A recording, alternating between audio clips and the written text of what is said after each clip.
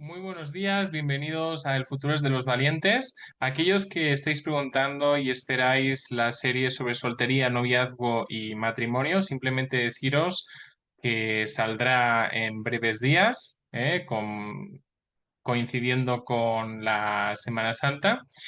Y coincidiendo con la Semana Santa, hoy iniciamos una nueva serie que se llama Psicología y Fe. Porque sí, también existe la psicología de la religión y pues siempre debemos poder ser capaces de aprender esas lecciones de vida que se encuentran a veces más allá de nuestras fronteras eh, dogmáticas, por decirlo de alguna forma. Hoy, por tanto, quiero compartiros la reflexión acerca de tres lecciones que podemos sacar en torno a una festividad tan notoria y arraigada en nuestra cultura como es la Semana Santa. Para ello, pues os voy a compartir pantalla.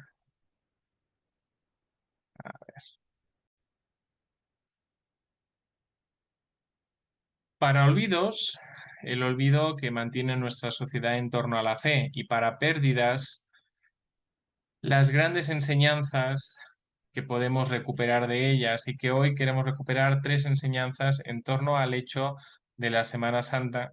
Y para eso vamos a empezar poniendo en relevancia el tema de la humildad. La humildad es una de las tantas y tantas fortalezas humanas que lista el psicólogo Seligman y que forman parte del ser humano, son fortalezas humanas, ¿no?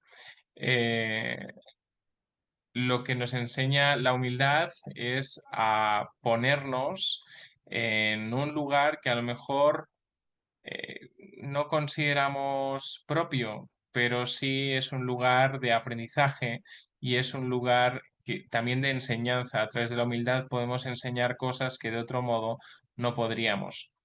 Quiero compartir con vosotros un texto bíblico con respecto a la humildad eh, de Jesús. Dice, allá pues, este es el apóstol Pablo escribiendo una carta a los Filipenses, capítulo 2 versículos 5 al 8. Dice, allá pues en vosotros este sentir que hubo también en Cristo Jesús, el cual, siendo en forma de Dios, no estimó el ser igual a Dios como cosa a que aferrarse. Esta definición de humildad en torno a Cristo es totalmente gráfica, sino que se despojó a sí mismo tomando forma de siervo, hecho semejante a los hombres, y estando en la condición de hombre, se humilló a sí mismo, haciéndose obediente hasta la muerte y muerte de cruz. La humildad es una de las fortalezas humanas, como decía, listadas por Seligman.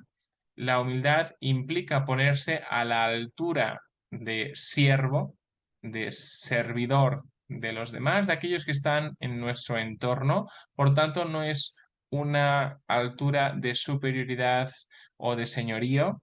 La altura no humilla, aunque algunos consideran que ponerse en una actitud de humildad es humillarse, y a veces sí que es verdad que es malinterpretado por los demás, pero la cuestión es que la humildad no humilla, sino que exalta al que sirve.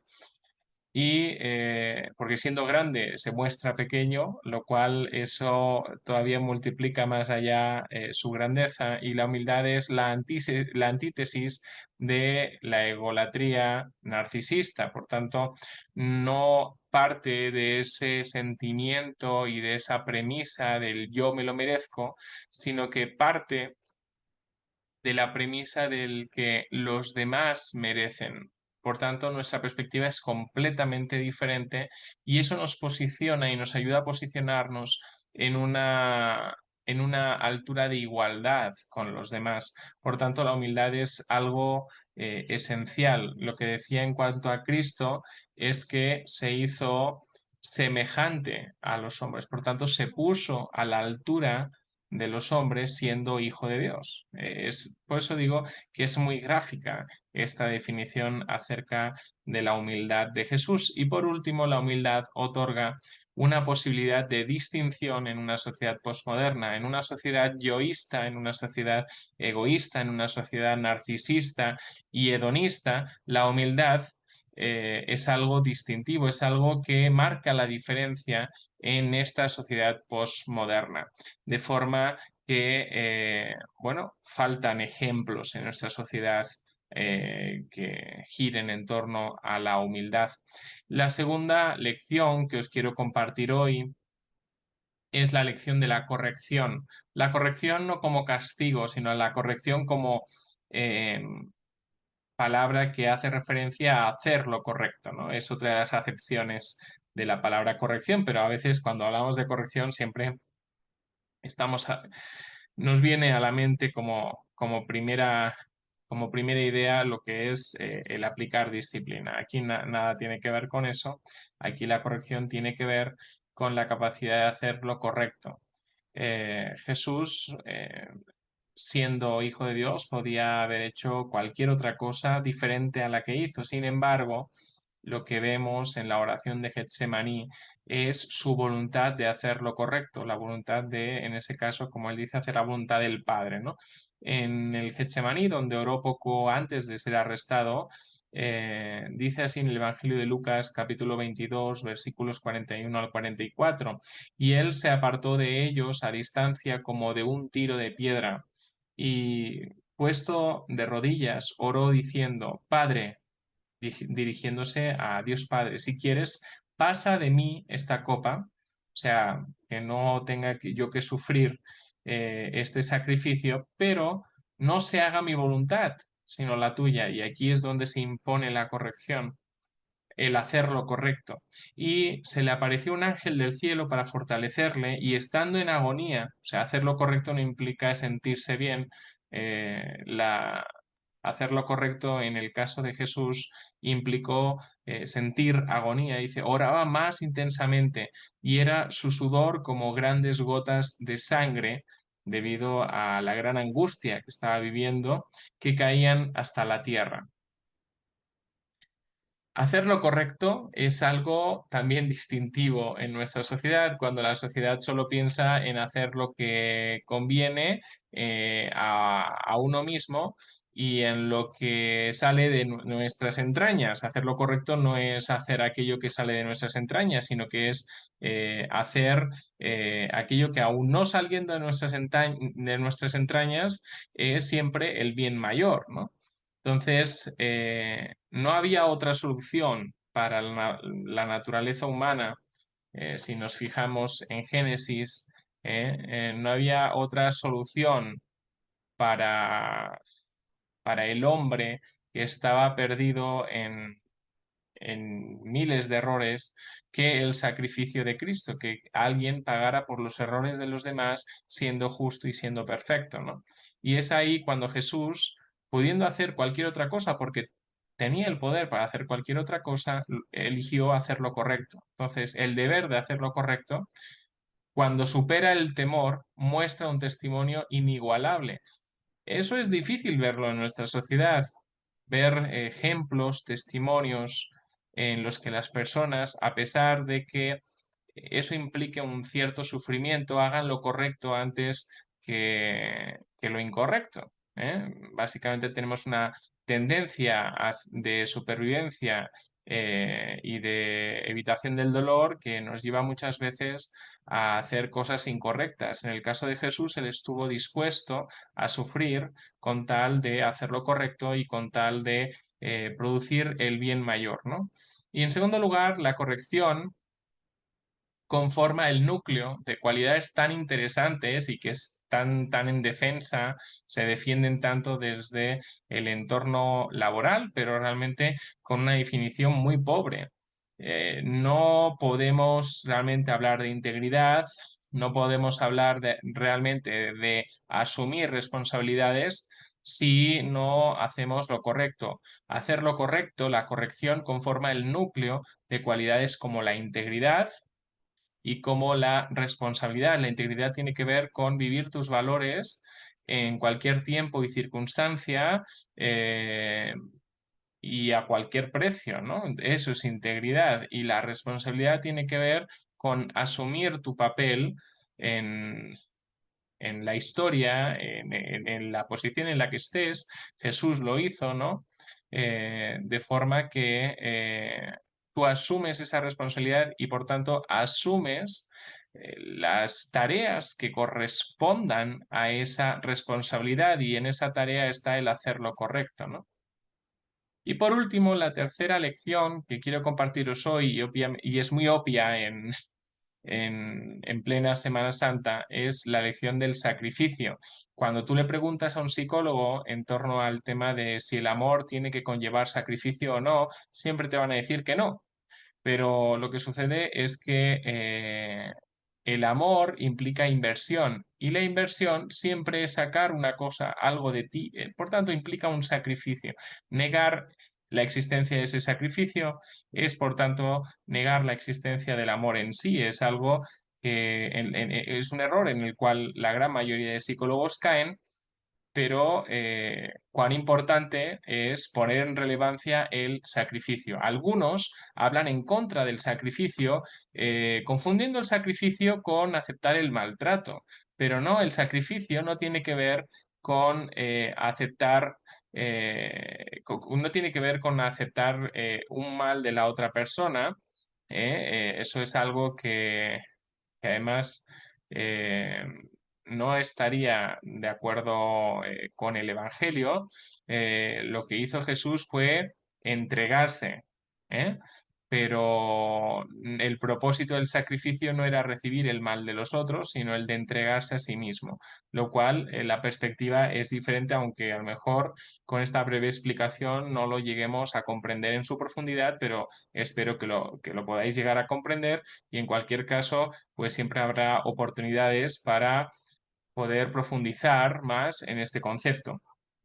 El sacrificio, por tanto, no se tiene que confundir con el maltrato. El sacrificio es simplemente entregarse a sí mismo, ¿no? Entonces, el sacrificio en la sociedad en la que vivimos, en la que las parejas habitualmente sacan cuentas en torno a cuánto invierte cada una para no invertir de más, para no sentir que alguien da más de sí, eh, pues es difícil entenderlo. Sacrificio en una relación tiene que ver con entregar de sí mismo sin pensar en cuánto estamos recibiendo del otro, porque eso es verdadero amor.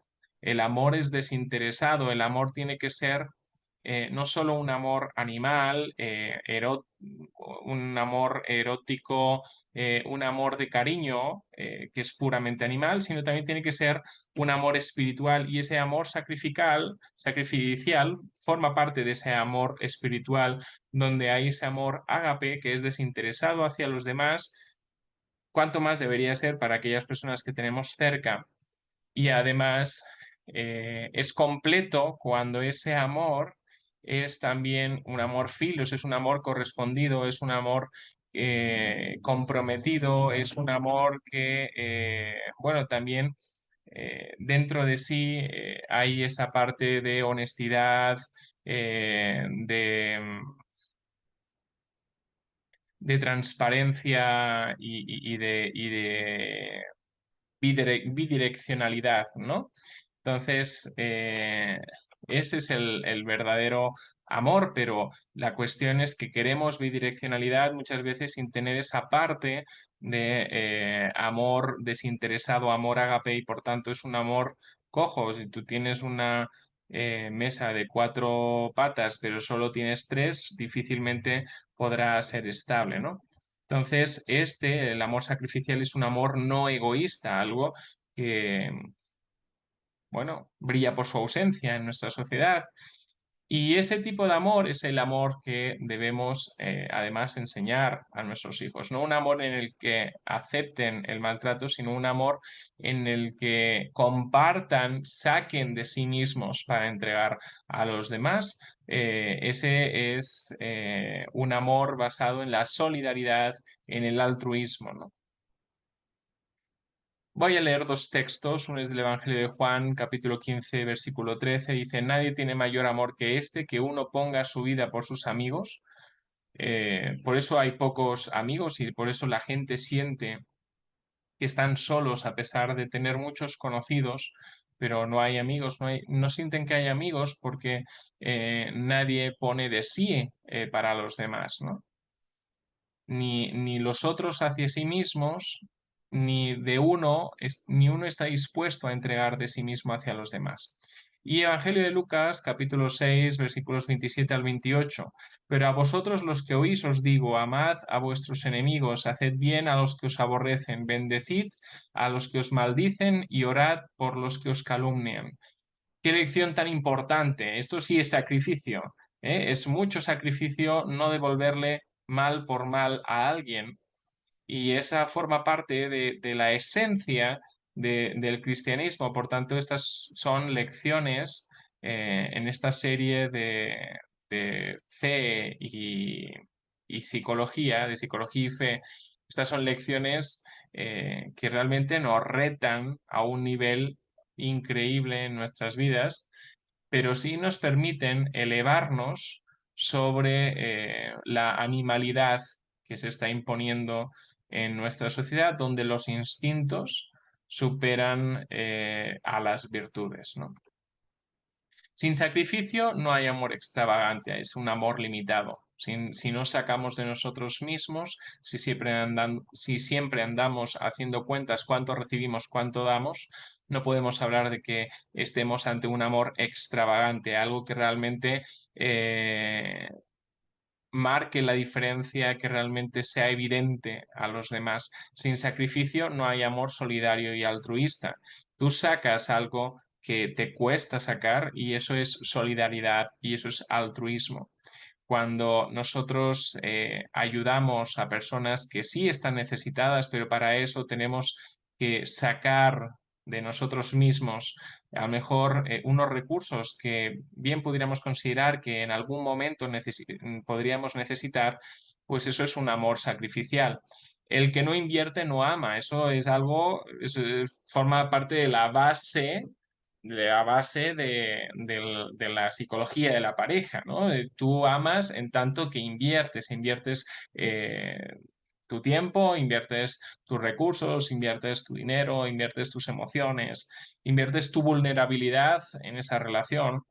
Y sin amor, solo transmitimos egoísmo. ¿Qué tipo de amor estamos transmitiendo a las siguientes generaciones? ¿Solamente un amor egoísta, un amor que está solo direccionado hacia uno mismo, o estamos enseñando algo más?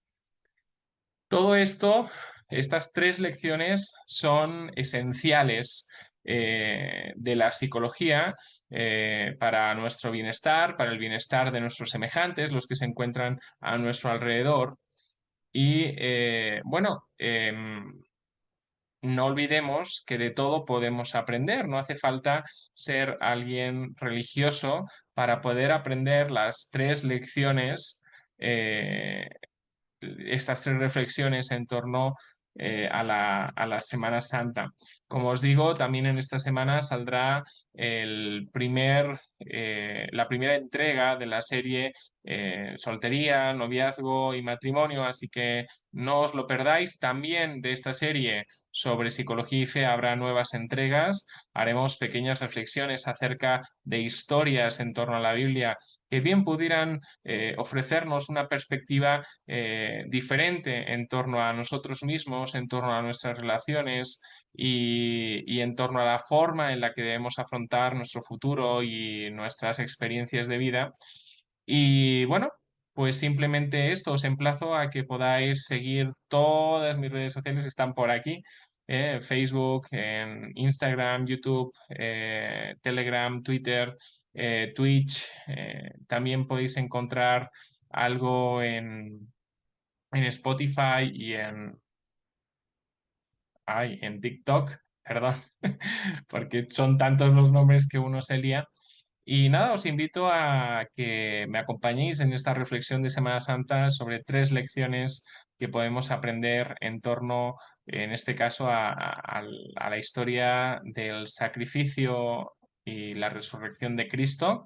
Y nada, un fuerte abrazo a todos aquellos valientes que me seguís en cualquiera de mis redes sociales y nos vemos pronto aquí, así que síguenos porque siempre hay cosas nuevas que pueden aportar retos interesantes para tu vida. Un fuerte abrazo.